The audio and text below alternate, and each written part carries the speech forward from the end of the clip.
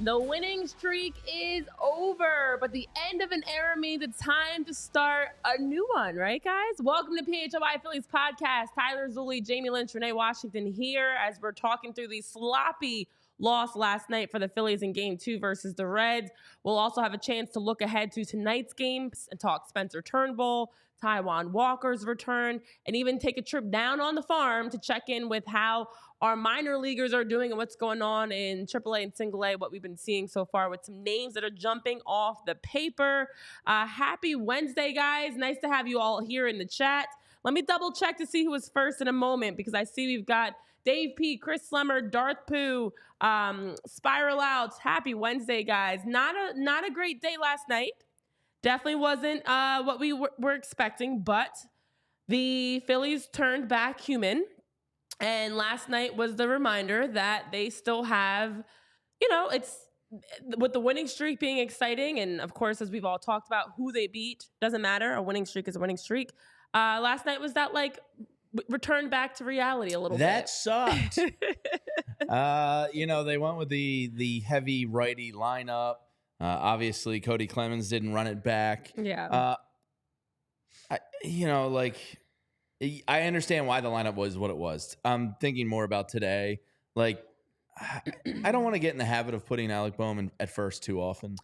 I know you might need him, but I think eventually Cody Clemens is going to earn a spot on this team. Yeah. I might just play him versus a lefty. I mean, what's the worst thing that happens? He goes 0 for 4. Like everybody else. We've been through that before. That was just a horrible play. It's not all Alec Bohm's fault. I mean, the guy had 2 doubles last night. He got the first run on the board. It was bad footwork. You have to come up with that ball there. It was a really nice play by Trey Turner. C'est la vie. The game kind of fell apart at that moment.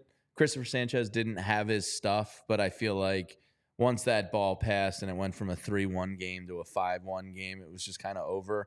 Not much you can do about it. It sucked. I think yesterday had me wondering if the Phillies line up the way it's constructed, the way the roster is constructed, some of the old changes don't need to be the new changes. Like Alec Bohm is that exact example. Okay, there was a time Alec Bohm was your first baseman, your backup first baseman if needed last season.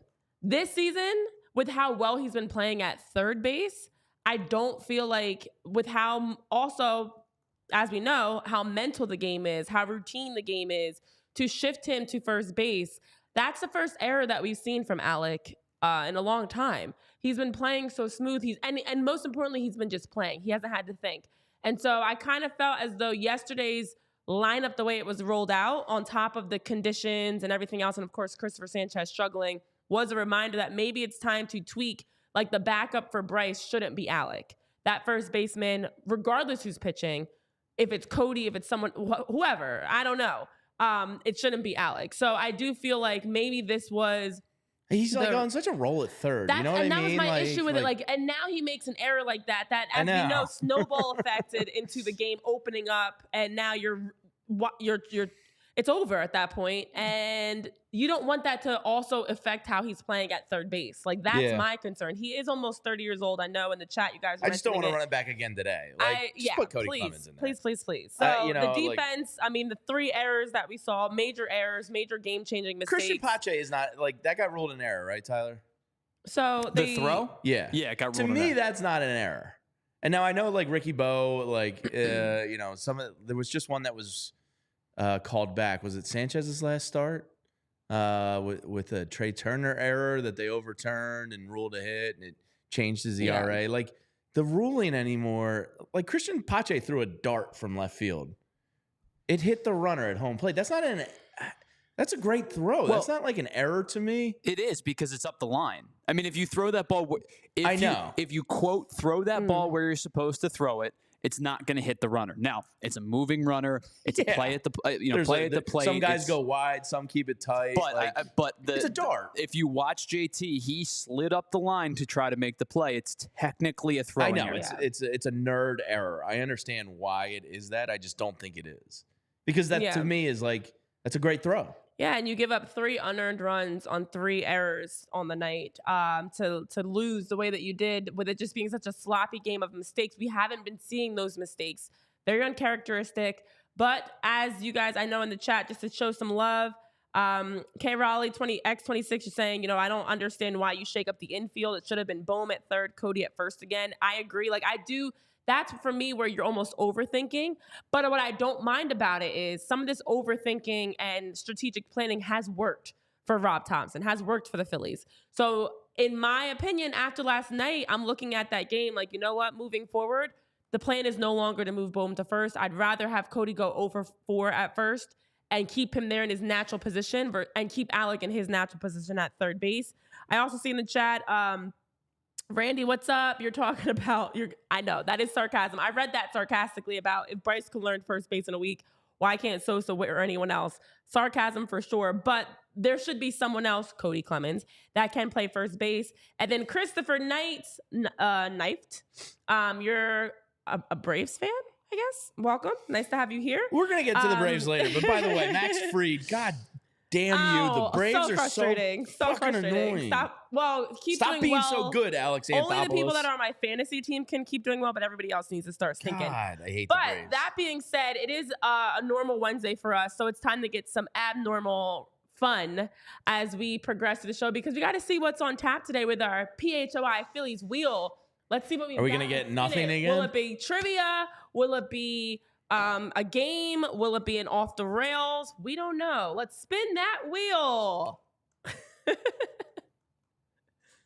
Oh boy, I'm nervous. It's a fast spin. It is. You got a roid head spinning that thing. I set it to meathead. Yay! The challenge. Oh wow, sound effects. I know. I like really. Wow. So time to go into our handy dandy box. Now the challenge is a fun one because I've got some note card. Would you like a piece of candy as well? I've got some candy in here. Wow, candy. What kind of candy? Airheads, Three Musketeers, Reese's. Oh, I'll take a Reese's. Oh, this is a real Reese's. The big cup. Yeah, caramel. that's a real Reese's. I've never had this. It's a new one for Reese's. Wow. I have a ton of Reese's at home, and so I threw them in the box. Okay. So the challenge is going to give us something that we have to do on the show or cannot do. This is a competition, typically, of something. I don't know what it is. That's a big cup. It's got a lot of girth to it. All right. So this is a competition for us. The caramel. For every time we get a thumbs up in the chat, we have to say an animal sound. What the hell did we agree to? Tyler, you have to make animal sounds too. I think it said nothing, actually. I'm pretty sure the wheel said nothing. And we have to catch it, though. And whoever is the one that makes the animal sound first gets a point. Because, the challenge is a competition. So every time we get a thumbs up in the chat, we have to. I can't really see. You can't see the thumbs up? I can't see the number if it's changed. There's like a sign that goes, and somebody give me a thumbs up so I can see if it moves, and then I'll. Did you see that? No, the goat's mine. No, did you see Jamie's been doing the goat for months. Did you just miss that? No, yeah, I missed it. I don't. My eyes are going to shit. Don't turn 40, anyone. No. Are you gonna be able to play this game? Am I gonna automatically win? This is not fun. All right, I'm picking a new one because you're blind. I'll play that game with somebody that can see. No. Okay, here's a good one. This is what I do. You get one of those pull down things. The Cal they says. still make them. I got one for Paige. Are you okay with the thumbs up? Yeah, I just can't see when it changes. It's the light. Oh, there I saw one. Saw that one. All right, I'm keeping that. All right, so moving forward, now that we know the rules, all show every time we get a thumbs up in the chat, Somebody hits us with a thumbs up. And yeah, it could be a thumbs up like that. We'll tweak the rules. It could be a thumbs up as a comment. No, you can't. No, because they're gonna spam the chat the entire time. And we're just gonna be like, don't you know how streaming works? So true. All right, it's gotta be you guys hitting the thumbs up button. But the great thing is, as people drop in, they don't know the rules. So Matt Deckard said that was really good, Jamie. That was really good. I know you make some really good animal sounds. Yeah, I'm pretty good at it. Wait. All right, so baseball. Oh, that's so good. Wow, I've practiced. Your face is doing a lot. Yeah, you got to get into it. Man, all right, so score is 0-0 right now. I don't know. I'm getting a lot of comments on my animal noises. Jamie wins. Next game. All right, so, and Tyler, you have to do it too. Okay, weird. Wow, there are so many thumbs coming into the chat. So it's got to be hitting the thumbs up button, like liking the video, not just commenting it. Should I do? I'm a snake. Are you guys too old for that? Wait, that's a book. I'm a snake. No. I'm a snake. Okay, you guys don't remember that? It's like one of the first YouTube like viral videos. No? Nothing? I know what you're talking about. Tyler knows. Which one is guy that has a little snake on his head. I'm a snake. I thought it was. It sounds like. Do you remember his shoes? Let's get some shoes. I remember shoes. That was OG YouTube. Yeah, that was. All right. All right, so baseball. What does the fox say? They're little. No, no. What does the fox say? Bark? Sing the song. What's the song? Oh. What does the fox say? I don't know. I don't know that one. Tyler, sing it for us. Yeah, sing it. No. Put yourself up on screen and sing it, coward. Definitely not going to do that. You suck. We have a fox that I'm not kind of under siege. You can hit like from an iPhone, Nikki. Yeah, we're kind of under siege at our house from animals in the neighborhood, and we do have a fox that's very cocky, walking up and down the driveway in the backyard sometimes. Oh. We have deer. Did I just tell you about the squirrels that had built a condominium in our fireplace liner? Stinks. I just found another bird's nest behind the shutter being built, and they like these damn animals. I miss the city. These damn animals are driving me mad. Well, the animals are also in the city, and they're worse in the city because the city animals are ratchet and really I had a raccoon in my backyard in South Philly who was delightful. I saw a possum the other day that was Possums like crawling are gross. along. They're so gross. They're big rats. But squirrels are just rats they're tree rats with good PR. 1 point for me. What was that?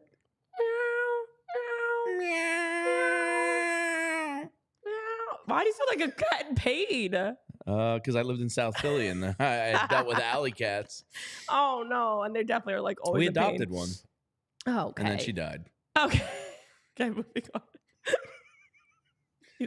No more Piper. She's dead. No. All right, so yesterday's lineup was interesting, and it led to a lot of some questionable play, some errors, some mistakes. One of the guys we got to talk about too, Cristopher Sanchez. Not a great day for Sanchy, C-Sanch, Cristopher. Guys, I'm putting a PTO request in for tomorrow. Tomorrow's a post game. Not I don't a great care. day Tomorrow for could not be a real show. Somebody just left the show probably because of my nicknames. So Cristopher Sanchez, we saw 3 innings, was pulled after 3, gave up 5 hits, 5 runs, 3 earned runs of those 5, 3 walks, 3 strikeouts. Just not good in his 74 pitches. Did not look like the usual Cristopher Sanchez, but also, granted, was not given the defensive support with those errors. That didn't help at all. Yeah. But overall, Cristopher Sanchez, his command wasn't there. We just didn't see a really good Cristopher Sanchez yesterday. No, he didn't have his location. It also was a sloppy game in general. He was kind of just missing a little bit. He did have his velocity. I think one of his pitches hit 95 point something. I can look it up. But, one of the starters was bound to be human at some point. Exactly. John in his piece yesterday had the numbers. We talked about them on the show. I mean, what they did over the last 52 innings was out of this world good. So, one of them was going to come back to earth here, and let's hope it's just. Oh, see, I didn't even see that. Was that your dog? Yeah. Okay. That's not bad. I'm trying to think of the next animal I want to. I know. I'm trying to mix up with every animal. My monkey's pretty good. I feel like I do a pretty good. Wait, you have to get I'm into the also like monkey. losing my voice, so I feel like I can't really tap in like I need to. That's like a good tree monkey, like one of those little like tree monkey guys. Yeah, like the long tails that exactly. look like people. Yeah. So like I have to like scratch my elbow when I do it. Tyler is questioning his direction in life, I think, back there at the desk. But you can see the thumbs up. 2-2 right now. 2-2. Yeah. Yeah. You gotta just pay attention, JB. I just can't. The lights up there, they blind. I'm like Joel Embiid looking at lights right now. Oh no! But it was the first time that we've seen this season where a Phillies pitcher was not able to go deeper into the game. This is the first time, the shortest start by a Phillies pitcher so far this season. So listen, there's definitely some moments that we need to be reminded they are human. They can't be perfect. The ERA by the starters has been absolutely insane and incredible and breaking records. And they were destined for a down game. And it's by no surprise it's another rainy day. It needs to stop. Doesn't need to rain. When it rains on Phillies game days, you don't know what you're going to get. So I also was like, part of it, I just took with a grain of salt. This is expected to happen at some point. You have had so many great things happening over the last few days. The conversation on the team's been fun. And also, you now get a chance to see how some of these moves work. Okay, when you have Pache, Yoro, you know, when you have Alec Boehm on first, when you have Sosa out there, what does a team look like? That's another part of it. Like, you didn't run out your usual. You went with a more right-handed specific lineup, and this is what it leads to. Yeah, it was Kyle Schwarber was left-handed, and everybody else was right-handed, and it didn't work. No, the right-handed lineup is not great. The left-handed lineup is much better. You had bases loaded opportunities there. You couldn't come up with it. It was Schwarber that came up with the bases loaded first, right? Because it was Sosa, Pache, and Rojas on base. Really great to see. Schwarber couldn't come through, and then Turner I think popped one up. And then I guess it was who was batting third last night? Was that Boehm or JT? It was JT had a chance. Yeah, too. I think JT struck out. So yeah, that sucked. You know, you wipe the slate clean. Not much to take out of it positive. The biggest positive might have been that Johan Rojas didn't hurt himself. Oh my gosh! Yeah. When I first watched it live, I was like, "Oh, that doesn't look too bad." And then I saw him on the ground, and then they showed the replay. And, see, I'm not looking at the thumbs up. What is that? Oh, that's a terrible cow. That was a cow. That is a terrible cow. Oh my gosh! You want a cow? Let me try a different.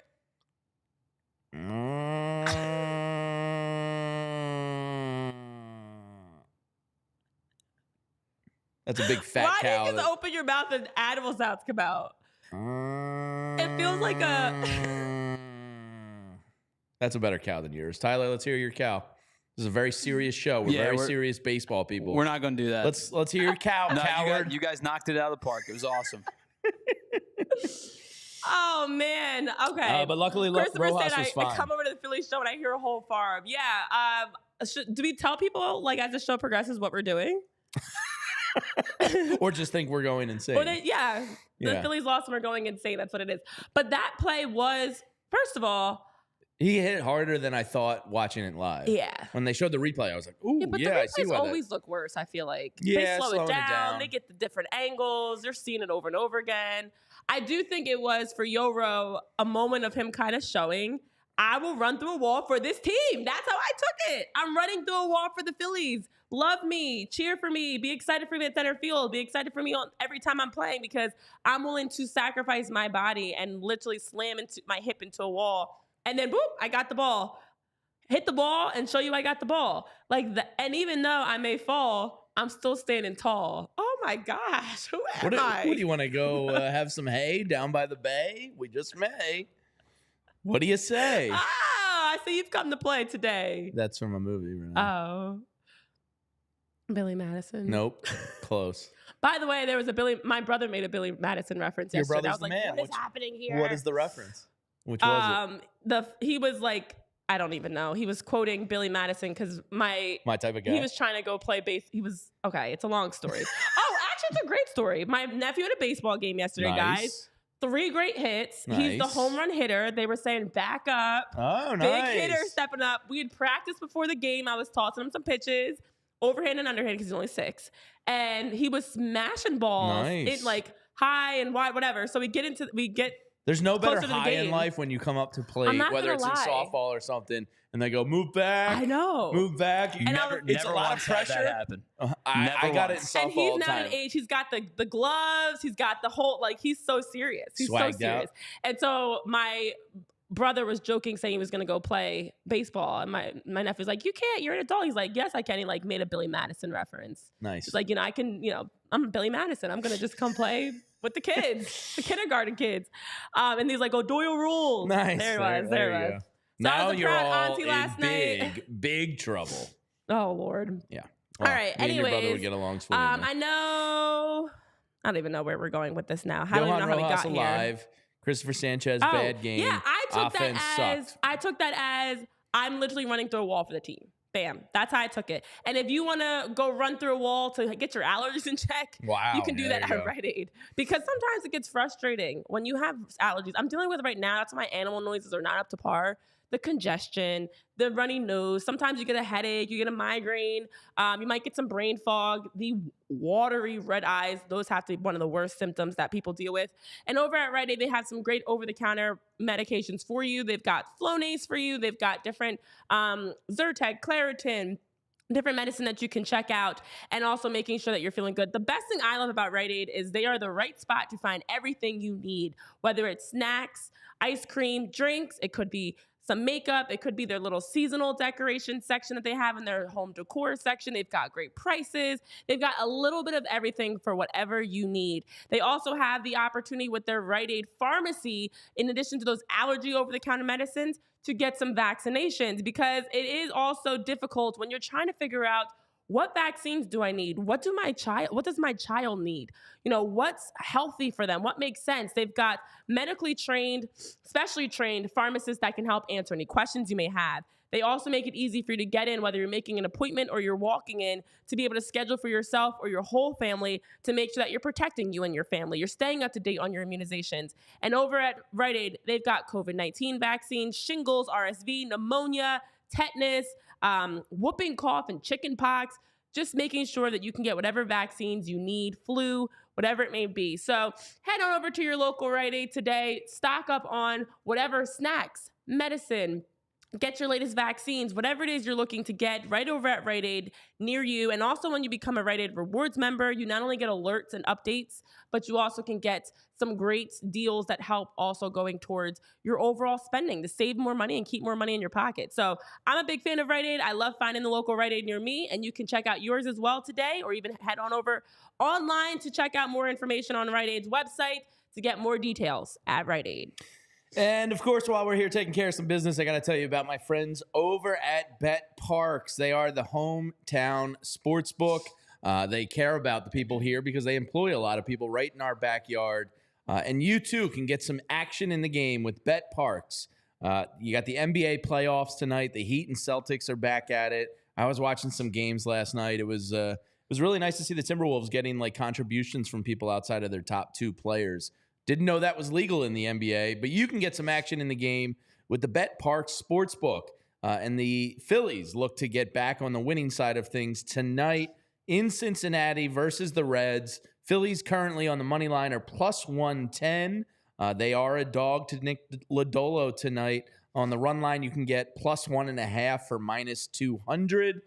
So that's, a game you might want to look at as well. But they got all the action you need over at Bet Parks, and you can win big with all-day action. Win your first $10 bet and earn $125 in sports bonus bets. You play for fun, you love to win, you bet with Bet Parks. So download the app and play along. Must be 21 or older. Please gamble responsibly. If you or someone you know has a gambling problem and wants help, call 1-800-GAMBLER. All right. Well, in the chat, I'm seeing some various conversation going on. What's up, Ocean View Coffee Shop? You're a Padres fan. So we've got Chris, who's a Braves fan. We've got a Padres fan here. Welcome into the show. Liam, nice to have you here, Liam Stevens. You guys are talking about, I see in the chat also, of the over-under of the number of eye rolls that Tyler has given us and the fact that he wants to throw something at Jamie. Honestly, I've seen a lot of eye rolling back there. I do not and he won't even put himself on camera so you can see him eye rolling us the entire time. I'm going to take another bite of my Reese's I do cup. not throw things. All right. Well, the frustrating thing is when you lose games, there's not nearly as many exciting stats and nuggets of information to share because I should say, I don't celebrate the whole loser participation trophy thing. We're not here to pipe up losing. This is really good. Right? And they're really like thick too. Mm-hmm. Like there's a lot there. It's a caramel big cup. Yeah, Reese's has, shout out to them because they gave me a whole bunch of Reese's. I'll bring you some more, Jamie.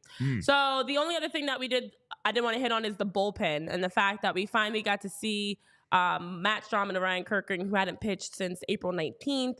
This is the difficult part of when things are going well, you're not getting other guys involved, specifically your bullpen. And when you look at the excitement of the starting pitching and how the pitching staff has been overall, Jeff Hoffman, Jose Alvarado's, Matt Strahm, Ryan Kirkering, Junior Marte, they're not in their same routine. They're not getting as many, times to take the mound. So I also would love to see, as this season progresses, let's find that happy balance because the no-nos are great. We love to see we love to see Zach and Spencer and Ranger going a complete game, and they're going 6, 7 innings, 7, 8 innings now. But I do feel like this game yesterday was that reality of like, okay, as we're winning, as we're finally scoring runs, minus last night, let's find ways to continue to balance, to keep guys healthy, keep guys in their routine, but also make sure we're not pulling anybody too soon. It's a tough thing to do. Yeah, when you look at the Phillies' problems, and there's really not many problems right now, outside of Nick Castellanos, all the problems they have are good problems to have. Yeah. Meaning the bullpen has to get some work. What do you do with Spencer Turnbull? Oh, no, we have 6 starters. So, like, the two biggest issues outside of Castellanos picking it up, which I think everybody, or at least most people believe, is going to come at some point, are, like, really good problems to have. Yeah. This is unusual.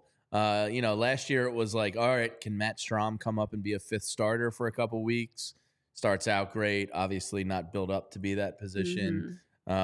Trey Turner had his World Baseball Classic post struggles. Ranger was hurt. It's like the opposite of last year in terms of real problems versus fake good problems to have. So it's refreshing in a way, and I'll take that bullpen. Are you okay? Was that a dolphin? Sure.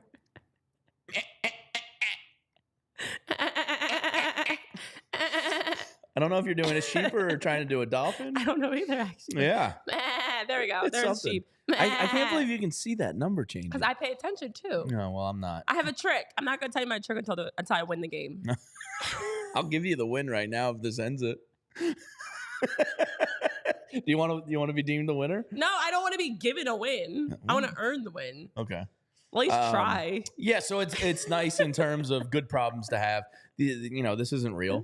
Like, okay, Spencer Turnbull goes to the bullpen. The guys need more work in the bullpen, but their arms are going to be fresh come August and September, and that's a great situation for the Phillies to be in. Yeah, I mean, that's the thing. I know Christopher Knifed, our local Braves fan in the chat, is saying he's here to learn more about the Phillies. This is a great spot to be able to learn more because one of the biggest things is the problems, as you mentioned, that we've talked about are extremely fixable. Like, the Phillies are a team you should be scared of in that sense because they do have, did I say depth? Versatility? Should I say depth? Oh, I thought you said death. No, depth. Depth. You really need to get to Rite Aid and get those allergies taken care of. Your sheep sound like dolphins. Your depth sounds like depth. Or your depth sounds like death. I was like, you said, dare I say death? And I was like, oh my God, what happened to the Phillies? Is everything okay? Depth.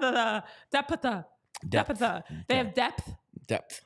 It's a really weird word when you say it fast. Depth. They've got versatility. They've got great pitching. They've got the bats are heating up. And to be honest, we haven't even fully gotten into hitting season yet. They just happen to play the White Sox and the Rockies that got them going offensively. But they really haven't even fully tapped in. We did see some other notes yesterday because, of course, with the loss, it's always the bad notes, the frustrating notes. But the hitting streak did come to an end for Trey Turner at 11 games after going 0 for 4 yesterday. We also saw, as mentioned, the 3 errors. Sosa got his first walk of the season. I don't know if that's exciting, but Edmundo Sosa got his first walk of the season. That's not exciting to answer your question. And overall, I will say, though, a guy on the Reds, and I'm just going to say it. Elly De La Cruz, I really enjoy watching him play. Not when he's playing the Phillies, but he's a guy that is so exciting to watch. And he's been making some history. He's been doing phenomenal for Cincinnati this year. And I had a Reds fan that was tweeting me saying, like, hopefully now the Reds can get going around him and be more consistent. And that's been one of their biggest issues. And you see, they get shut out the Phillies shut them out for the first time of the entire season on Monday, and they bounce back and win 8-1. They have been a very inconsistent team. And hopefully that inconsistency can stay every time they play the Phillies and just keep that consistency against other teams. But De La Cruz is somebody that you look at what he brings to their team, and he's electric. He loves stealing bags. He's got high energy. He's a tall, lanky guy. He's fun to watch. It's not against the Phillies. And he's only 22 years old still. He came up last year and was the story of baseball for like a solid 6 or 7 weeks there. He came up and made his presence known. He is an exciting player. And as you said, he's kind of killing it this year. He had a really nice defensive play last night that he just made look too smooth. Yeah. But his WAR is already at a 1.4 this year. He's batting .295 with 7 home runs. His slugging is .641. He's over 400 on base. And his OPS plus is 186, which is outrageous. So Elly De La Cruz is definitely one of the young, exciting players that I think is kind of helping baseball get more popular again. It is. Guys like this are great for the game. And since he's got some good young talent, Tyler, I know you're a big De La Cruz guy. I mean, like you guys talked about. There we go. By the way, there he is, a little circle. Look at that, it's adorable. Like you guys, hi, Tyler. Nice to see you here. Like you guys talked about, I think that baseball has done a really terrible job of implementing itself and hurting itself over the last 2+ decades. And there is a crop of young players. Dribble this. There's a crop of young players right now that include Elly De La Cruz that are so much fun to watch, and they're talented. They play hard, but they're fun, and they have flair to them. They have some swag to them. They have some personality, and they are what helps attract. They're the type of player that helps attract a baseball fan to the game of baseball. So a guy like Elly De La Cruz, a guy like Ronald Acuna Jr. I know people don't want to hear that in the chat, but Julio Rodriguez got his first Ronald Acuna is fun to watch play baseball. Julio Rodriguez is fun to watch play baseball. There's a group of young, really talented players who have made this game a lot of fun over the last couple of years. Yeah, he's definitely one of them. Yeah, and it's O'Neal Cruz too. They're not related, are they? Because they're around the same age.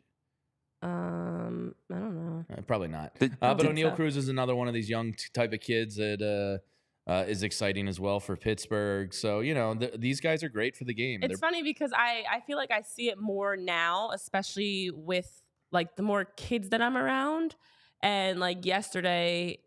Again, back to my nephew real quick. He's like, he's number 3. He's like, you're the Spanish speaker here. De La Cruz, is that the family name or is Cruz? De La Cruz. De La Cruz is the family name. Okay, so they're not brothers, obviously, but they are both Dominican. Yeah, that's all one. And O'Neal Cruz is 25. Yeah. Okay. Anyway, your nephew's 3. He's number 3. So he's like Bryce Harper, and he's like, but he's also Mookie Betts, which I'm like, that's funny because they're both on my fantasy team. So, so you guys have a bond now. We always. Well, besides the obvious bond. Yeah, no, but I'm like, he's like, Mookie Betts is up to bat. I'm Bryce Harper. Yeah. But like kids need that person, and we all need that person, those people to look up to. My daughter even if picked they're number on other 7 teams. because of Trey Turner. Exactly. And Trey Turner's one of the best players in the game right now. Like to be able to have players to look up to, and De La Cruz is that person. I mean, he's been breaking so many records, and honestly, even like the game he had multiple home runs, that one was out of the park, one was in the park, and he got around the bases in like 14 seconds. It's fun for baseball. It's great for baseball. And I've been seeing a lot of people saying like, this year feels like the year I'm finally getting back into baseball. There have been a lot of people whose interest honestly dropped off during a stretch. And I think now the league's doing a better job of personifying and humanizing and connecting the players and a lot of different types of guys, different ages, different backgrounds, different teams. It's really cool to see because it's needed. It's needed to help grow the game. It's needed to help keep people excited about, everything on and off the field. Yeah, baseball, and, the evidence is there. Ticket sales, when I read this last weekend, were the best they'd been through 3 or 4 weeks of baseball in 7 years. The TV ratings are up all over the place. MLB Network, after the basketball last night before the late game, I switched over. They kind of do have like that red zone channel now. They do. It's been consistent. Thank you, MLB MLB Network. Eased it in. Yeah, but thank you, MLB Network, for coming back to my life and joining Hulu finally, because YouTube and Hulu didn't have it for like a year and it was awful. But MLB Network's, embracing that like kind of new age. It's just good. You want players to have personalities, and you want bat flips, and you want people watching the game. And if I'm a 13-year-old kid in Texas and I see an Ellie De La Cruz, highlight on Instagram or TikTok, I go, ooh, who's that guy? He's fun. It's just good for the sport. And it's a shame that baseball got in their own way for like 25 years, it seemed like. Conflict after conflict, the way they handled the steroid thing. And it was just so stupid the way they handled social media for so long.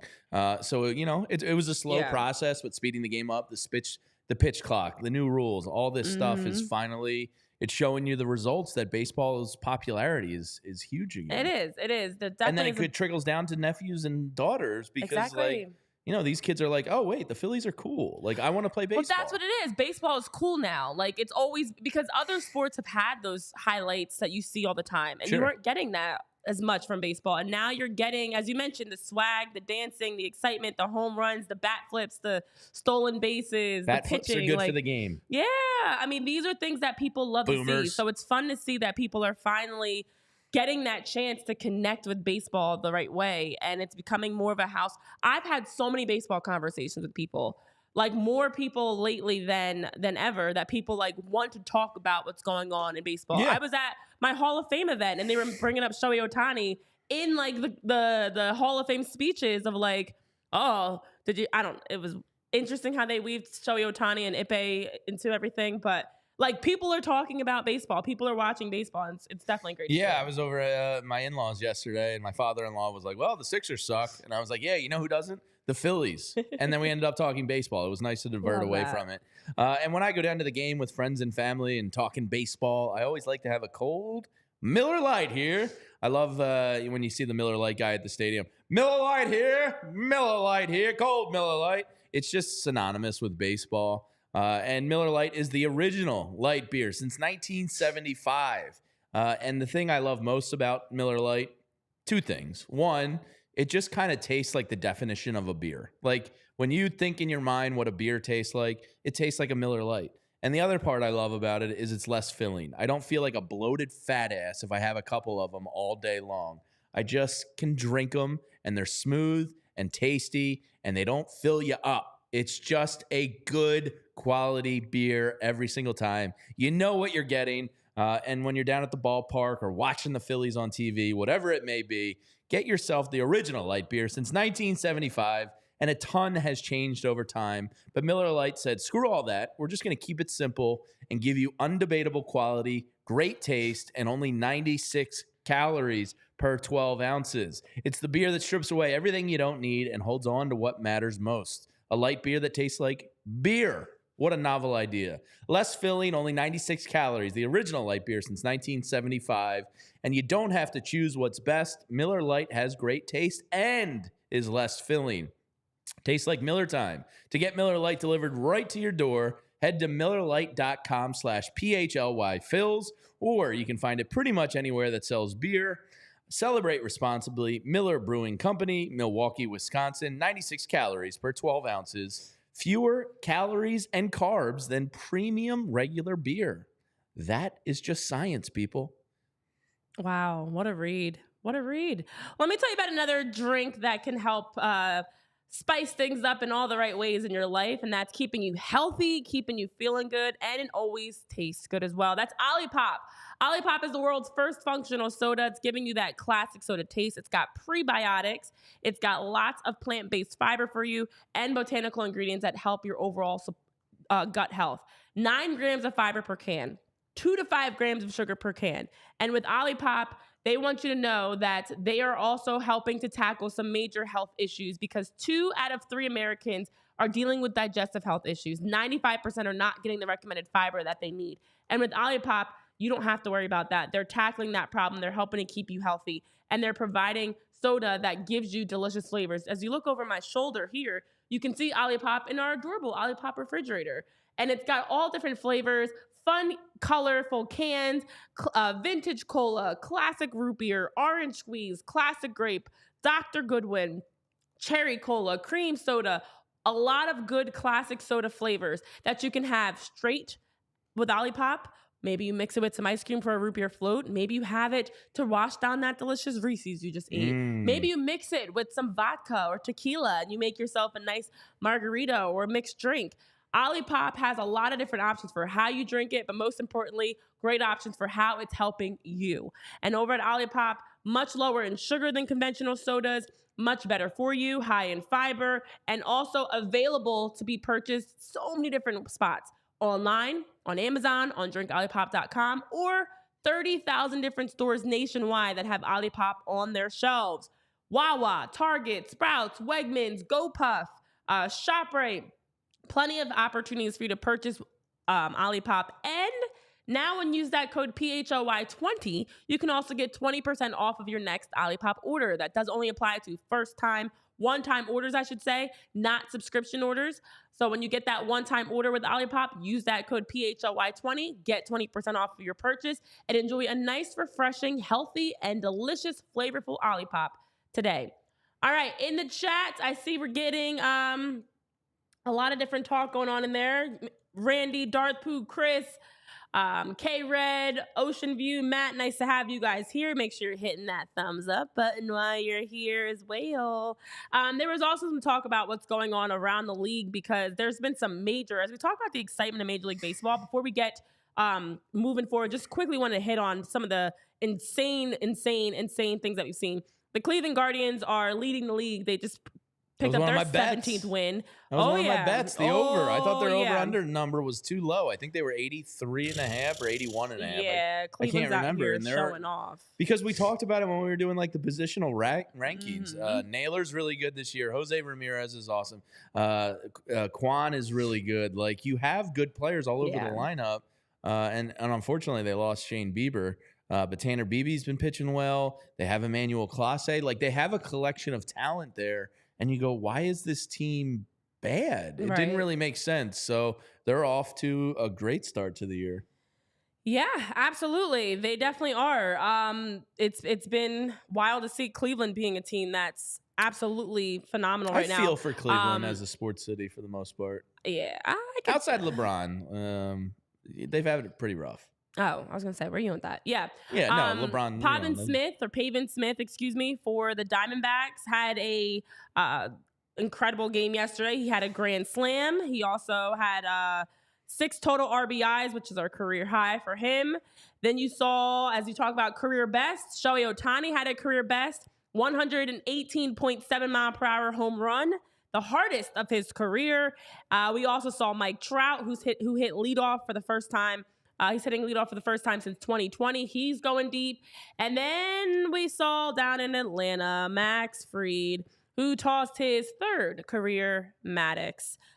He's been doing pretty well, to say the very least. It's been very interesting to see. He's doing another Greg Maddux yet again. His Cy Young odds, if you're a gambler that can be impartial and root for just bets and not against the Phillies, like that, he might be worth a little sprinkle for some Cy Young action. It's probably dropped significantly since last night. He's probably a top 10 guy, I would imagine. I'll look it up. Yeah, while you're looking that up, Tyler's got some other stats for you.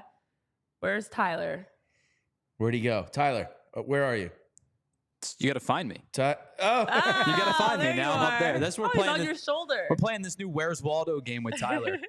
So Stephen Vogue, this was as of April 21st, and I don't believe that the Guardians have lost since then because they're on a 5-game winning streak. Wow. Has the highest winning percentage. Now, this is a very cherry-picked stat, and I assume it's because there's probably some managers that are like 2-0 in the interim or something like that.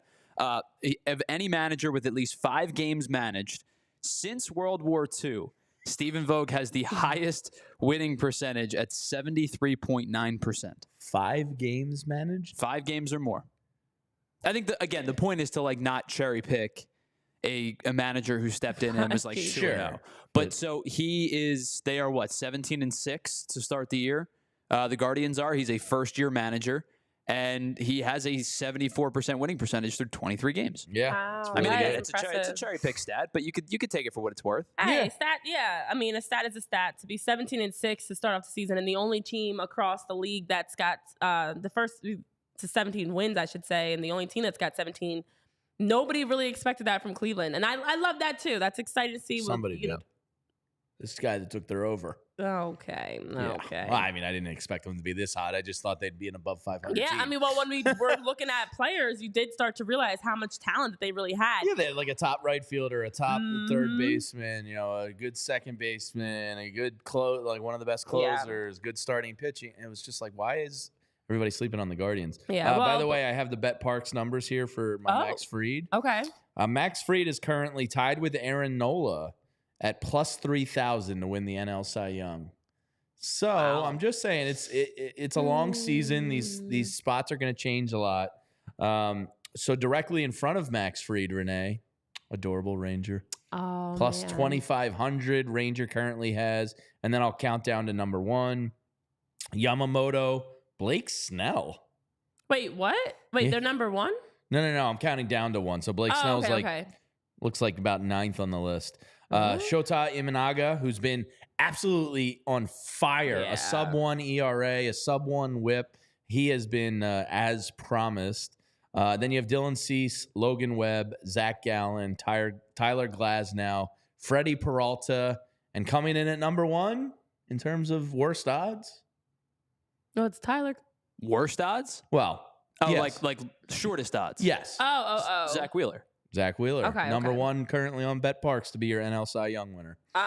So Max Fried, I'm just saying, if you're a bettor, that's not a bad little sprinkle there at plus 3,000.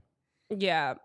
Blake Snell's been absolutely awful. Yeah, why is he plus 2,000? So in his 11 and 2/3 innings that he's pitched in 3 starts, he has an ERA of 11.57 to start the season. Yeah, why are you plus 2,000? He's literally awful right now to start off the year. Now, granted, he didn't have a spring training because he was out doing simulated tryouts, basically. But some other things as we wrap up and get to the final stretch of our show here. Nice to have all of you guys here that are tuning in. We have tonight what could be the final start for Spencer Turnbull, and maybe at least in some time. Yeah. Not ever, but in some time. As we know, Spencer Turnbull has not pitched more than 56 and 2/3 innings, I believe the number is, since 2019. So he's somebody that is not expected to be a starter throughout the course of the season, but to be a piece to fill in where needed. And with Taijuan Walker projected to start on Sunday of this weekend, that now flips Spencer Turnbull from being the 5th starter for the Phillies. So we are going to get to see the right-hander take the mound again against the Reds today. Left-hander Nick Lodolo is getting the start for Cincinnati. He's 2-0 with a .275 ERA and unbeaten in his 2 starts coming off since he came off the IL. He's been really good for them. So you do get a good matchup of 2 good pitchers, and I'm excited to see what Spencer Turnbull's got, because this is his chance. You want to leave that last impression of, just in case this is the last time you see him starting for a little while, of what you've got, and make it difficult for the Phillies, moving forward for the staff of having the pressure on if Taijuan Walker is unable to perform in his return. If at any point there's a change, maybe Cristopher Sanchez continues struggling, which I don't expect, but you never know. Maybe an injury happens, whatever, that Spencer knows, and not going, it doesn't, that Spencer is in the forefront as the guy that can easily slot in where needed. Yeah, good problems to have. Too much starting pitchers. I think a lot of teams would kill to have the Phillies problems right now. Oh, yeah. I am very curious to see Taijuan on Sunday. I am too. Because if he's not, back in that, I would say at least 92, 93 range, like, I think he's going to get shelled. I mean, that's just what my gut says. Taijuan's probably too hated on. He's probably, certain guys just fall into that camp of being polarizing and magnetizing. And usually it has to do with their salaries. $17 million is not outrageous in this day and age for 4 a pitcher. years. It's manageable. Don't worry about John Middleton's money. Worry if Taijuan Walker can go out there and eat innings for you, because that's what he's here to do. He's not here to be a top, maybe theoretically by payment he's a top 3 guy, but he's not really that for the Phillies. So don't view him through that prism anymore. Just hope he can go out there and keep your bullpen fresh and every 5 days keep you in a game. And if he doesn't, then if Spencer Turnbull leaves you with a good start tonight, it probably makes that decision a little bit easier to go, all right, well, we're going to, just swap you guys out every once in a while, or maybe send him back down to get his arm strength back up, whatever it may be. But I expect Spencer Turnbull to go out and have a good game. Yeah, Spencer has a 1.23 ERA coming into tonight. You've got Taijuan coming into this weekend as the guy that, as we know, last year did have the first successful run to 15 wins across the league in pitchers. Also did have 170 plus, was it 175 or 72 innings that he was able to pitch? I believe, yeah. And that's something that you're expecting from him. You don't think he's going to be the guy that's throwing strikes. He's a guy that gets you innings and also allows you to have the rotation stay on track. Tyler, I saw you pop in there. Yeah, so what I was trying to do was set myself up for the next shot. Where is he? So to tell people about like a behind the scenes, we have a preview mode, which allows me to like manipulate the screens and put like myself in there and the pictures. But where are you now? Oh, I was there. I took myself off. I just realized I was sitting there. I was just looking up stats and I was just sitting there. So we have, like I said, can you make yourself bigger? Sure, I can make myself as large. Is this a center for ants? I can make myself as large as I want, but then I don't want to block you guys. What I'm saying is, I have this preview mode, right? Sit yourself in the chair. And so either chair. Sit myself in a chair. Yeah, put yourself in the chair. Like on top of one of you, like you block Jamie. Yeah, there you go. No, but so the point is, I just realized, I noticed the comment that somebody was like, yeah, there's Tyler. And I'm like, wait, I'm not supposed to be on yet. Oh, I saw you too, actually. No, I was looking for Taijuan Walker stats. Did you find them? I found them, but what were you looking for in particular? What do you got? Well, I was looking for his heat map of last year of where his pitch location was, because I think the biggest problem is, and I'll show it to you guys in just a second, was his inability to locate his fastball. We talked about, remember how we talked about Ranger the other day, like middle is a bad thing. Taijuan Walker was middle on a lot of stuff with his fastball. Major League last Baseball year. Hitters like middle. Yeah, so here's your Taijuan Walker heat map on the season on the four-seam fastball last year. Ooh, that's bad. That's really, really bad. And if he has less velocity on top of it this year, I think this is the concern of projecting him getting shelled. Which, to me, guys, is why I think that he went heavy sinker splitter last year, which makes a ton of sense because the velocity's not there anymore. How old is he? 31, 32? Something like that. I think he's 31. He's like a week older than me. Oh, okay. I remember that. He's a late August. Yeah, I am curious to see him throw and what it looks like, but I think we'll have our answer relatively early as... How long do they go? That's a great question. That's the tough part, because I feel like you can't judge him obviously off of just this weekend. And we've seen others, over time you give them the he's no Connor Brogdon or Ricardo Pinto, but in general, you got to give guys some time to get going. Yeah, especially coming off of the IL. If you're bringing them up like this, to your point, you got to have probably at least an 8-game leash with them, 10 games. I mean, I would think, right? Yeah. 10 games is 50 games, effectively. Okay, 8. I mean, they're not going to yank him if he's getting shellacked. It's not going to be 3. It's not going to be 3. So it's somewhere between 5 and 8. I was thinking 4 or 5, 4 to 6. I mean, but it would depending have to be on how he's looking though. It would have to be really bad. Yeah. Because I think there's if you mix in a good start in that 5 or 6, correct. It probably buys them another starter or two.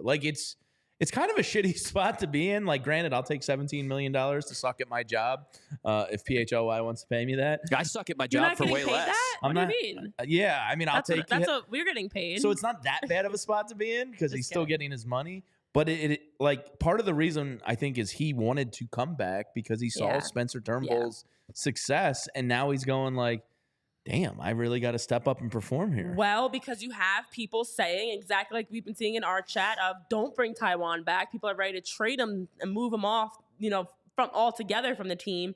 And so you were you want your team to do well, but you don't want them to do so well that they don't need you anymore.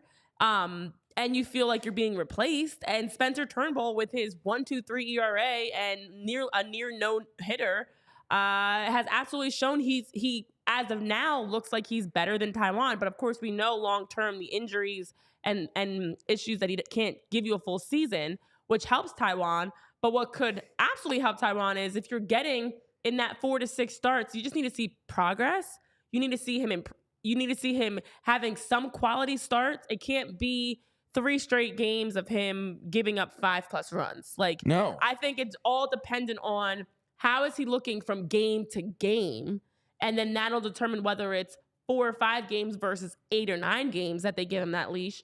But it is a little scary, and it is a lot of pressure, and not everybody can handle that pressure. So I'm also interested to see, is he going to step up to that task, or is he going to be someone that is overthinking and, you know, the pressure gets to him, and now he's coming out giving us the awful first innings and snowballing from there. So it's nerve-wracking, especially with how well this starting pitching crew's been doing. I know. I'm nervous for him. If you're nervous, he's because shitting bricks. The other thing that makes it worse is not only has Spencer Turnbull been great, but aside from last night's sloppy performance and Aaron Nola's first start, which was also a terrible weather day, the starting pitching has been top of the NL, their ERA, their whip, their ground ball outs, like in so many categories. The pitching staff has been one of the only saving graces that's been consistent for this team.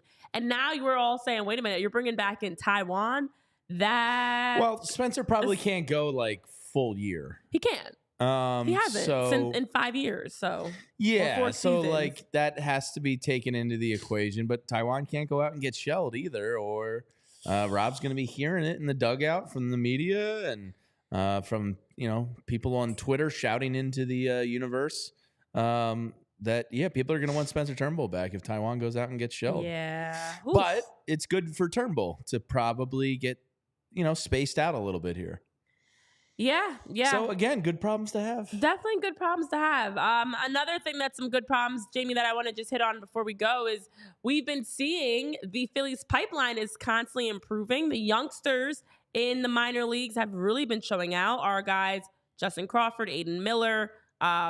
We've been seeing some really good performance of Michael Mercado, some good numbers. What are some of the numbers that you have for us? Yeah, just wanted to touch on some of the guys we spent all. What was that noise? Spent all off season talking about.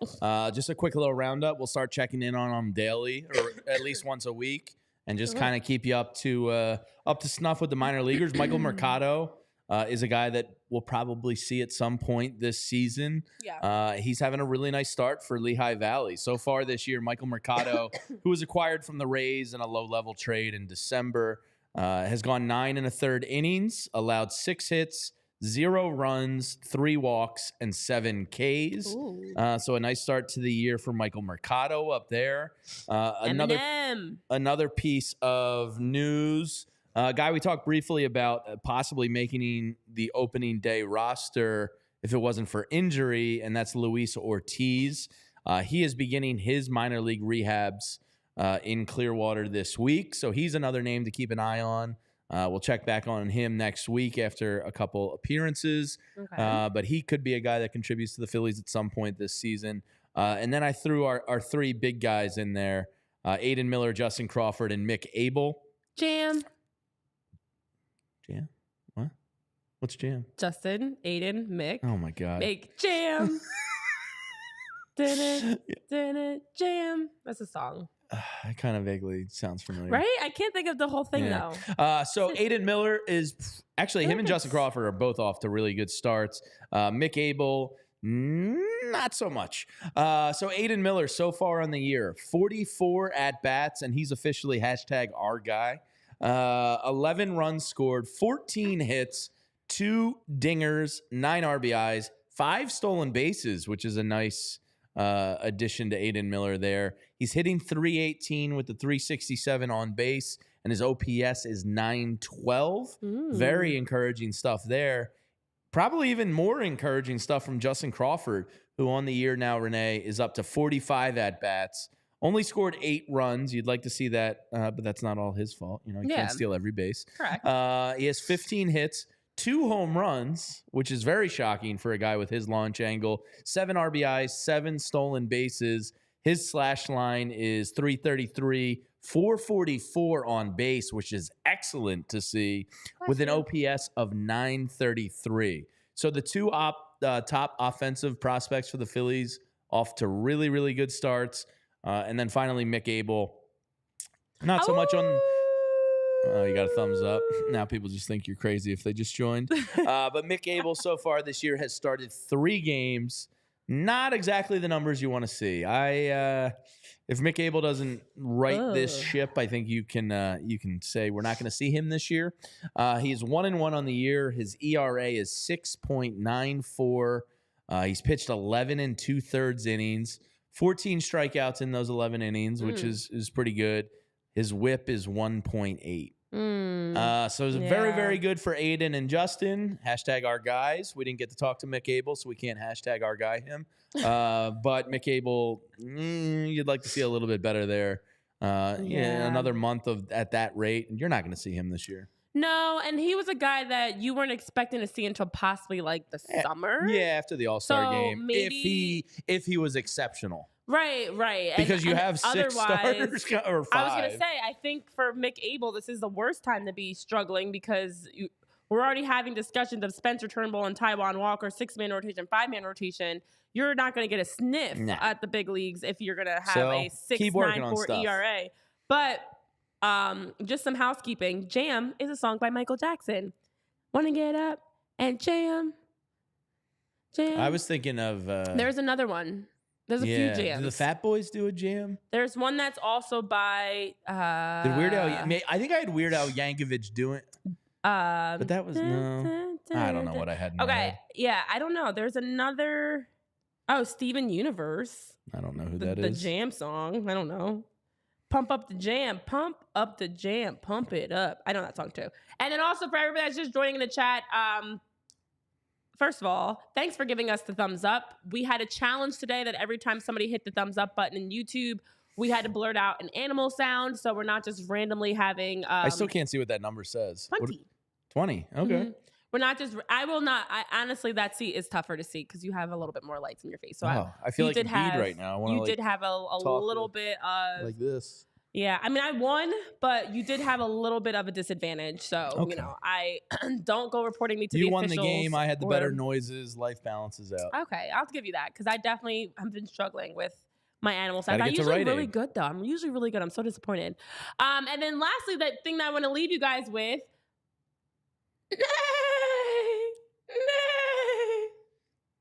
Somebody just hit the thumbs up button.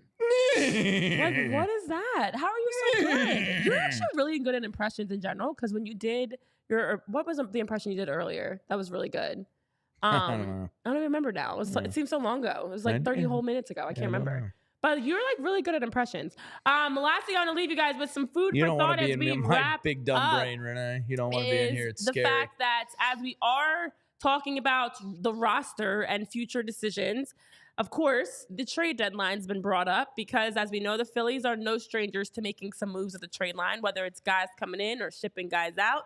They've had their fair share of major moves over the years that we've seen, whether it was some guys that they dealt out, such as Bobby Abreu in July of 2006 to the Yankees, Scott Rowland to the Cardinals in 2002, Kurt Schilling to the Diamondbacks, or guys coming in, Hunter Pence, Roy Oswald, let's eat. Joe Blanton, Cliff Lee, Ben Francisco, Michael Lorenzen. Wow. Yeah.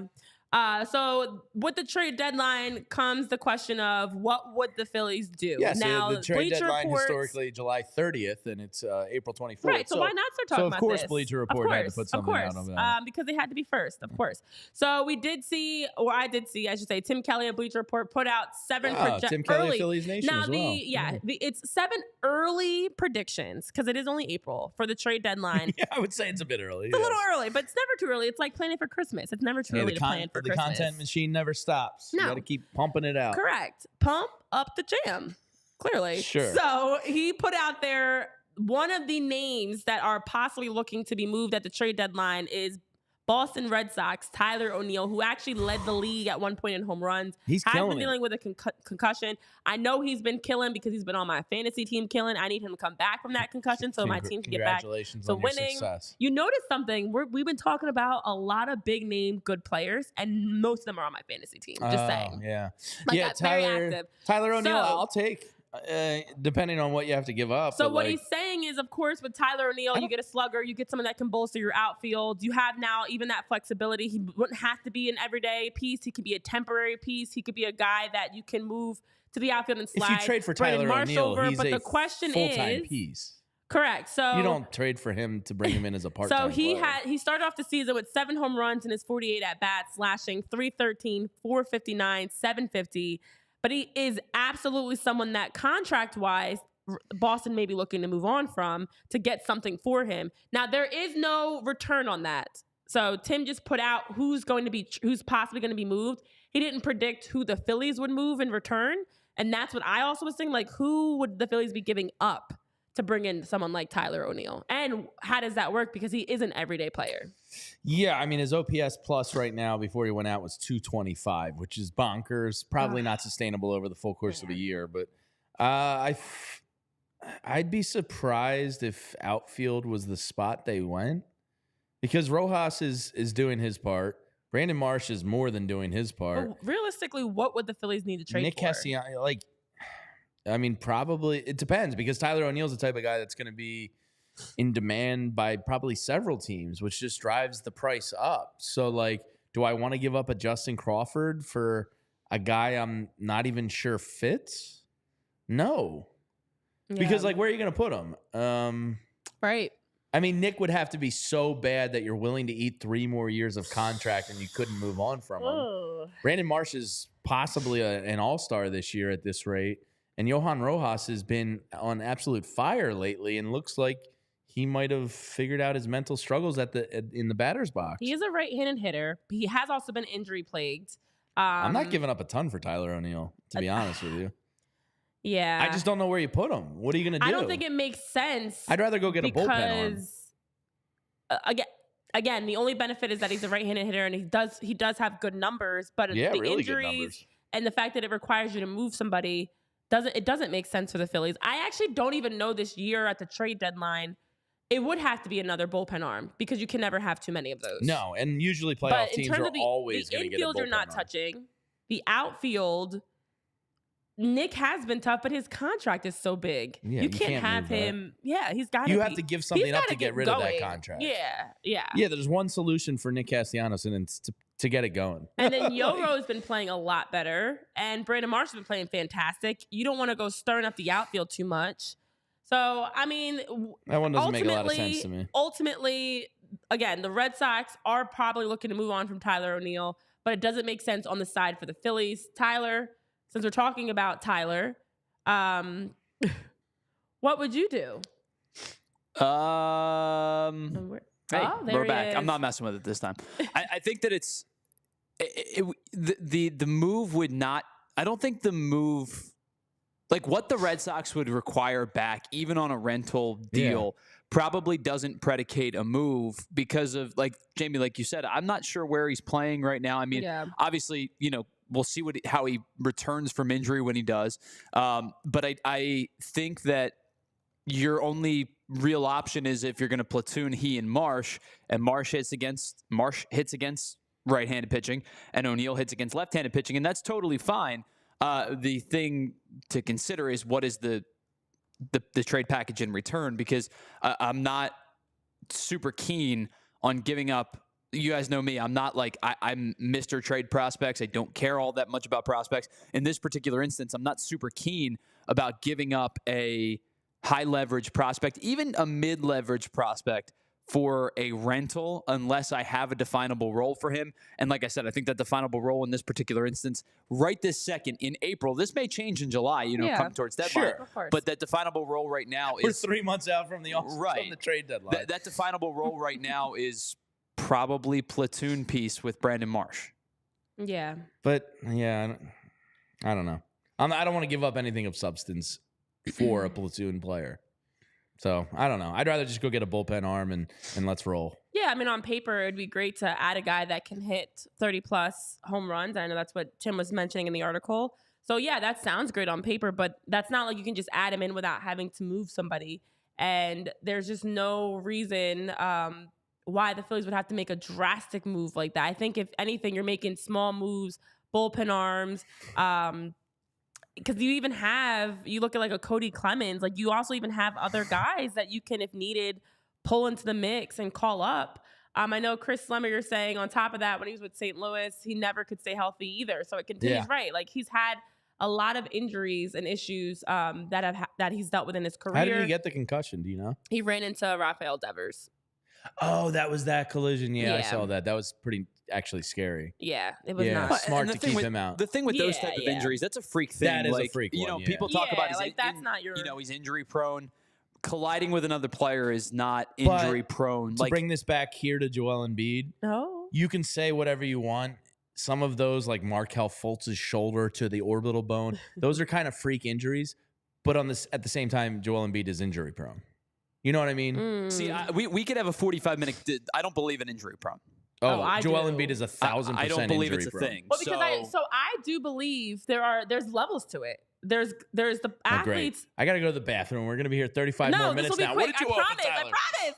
There's the athletes that literally just always find themselves re-injuring the same ligaments, knees, tendons, whatever.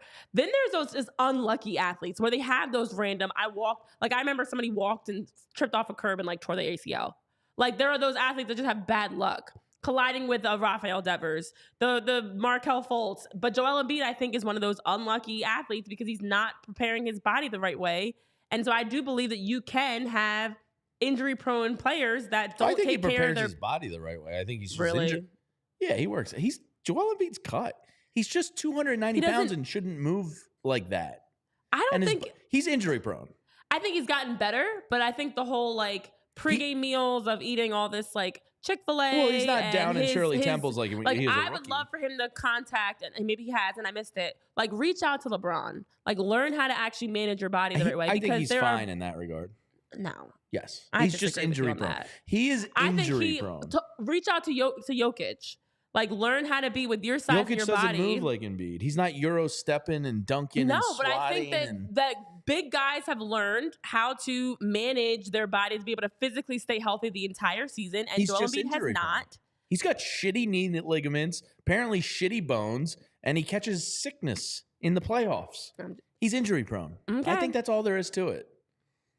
I think he can. I think there's some other proactive things he can do. Have you seen Joel Embiid with his shirt off? He is taking care of himself just fine. I'm not saying he's not cut, but being cut doesn't make you healthy and taking care of your body. Yeah, he's injury prone. I'm shocked that you two deny he's injury prone. No, I do think he's injury prone, but I think part of it is what he can do better on his end. I think he's just got shitty knees. I believe that there are, and as somebody that has bad knees myself, that is part of it too. But I do think that even what got us to this point could have been a little bit more prevented if he had taken care of his body better earlier on. I don't think so. I think you start those healthy habits early of the routine and things like that can help minimize. There's so many things you could do to minimize these injuries. You have the best doctors now, and especially in professional sports, that you have access to. There's a way. So that being said, I don't think it would change his shitty ligaments. I think it could have. I think it's possible. It is possible. So, agree to disagree. Dave P says Joel isn't hurt? What do you mean? He's coming off a surgery. He's always hurt. He's never healthy. He's always hurt. He's always like recovering. All right. Well, that being said, though, and there's appreciate some you guys. talk. We talking Wu-Tang Financial in the chat? In the chat, they're really off the rails. I've been seeing stuff about Rocky, Wu-Tang, injuries, food, and all types of stuff. We appreciate you guys for tuning in. We will be joining you guys live for a post-game show tomorrow and Friday, though. What are we thinking? Around 4 o'clock? Yes, we'll be trying to start early, so we'll start early towards the end of the game. Right, so probably around 3:30, 3:45. It's Wheeler, so we should deal. So it should be on the quicker side. This is true. Maybe around 3:30. Zach Wheeler on the mound. Let's hope that he goes ahead and he gets that run support. The defense support is there, and we're going to be joining you live tomorrow post game, and they'll be joining you live again post game Friday for a nice overnight. It's like a PHLY Phillies after hours show because we're going to be going live around like midnight for that show, pretty much, since it is a West Coast time. At that like 9:40 start, I believe it is. So that being said, hit that thumbs up button as you head out of the virtual doors. We appreciate you guys so much for tuning in. And for Tyler, Jamie, myself, Renee, have a great rest of your Wednesday. We'll see you back live for more post-game action tomorrow here on PHLY Phillies Podcast. We all silly like the mayor.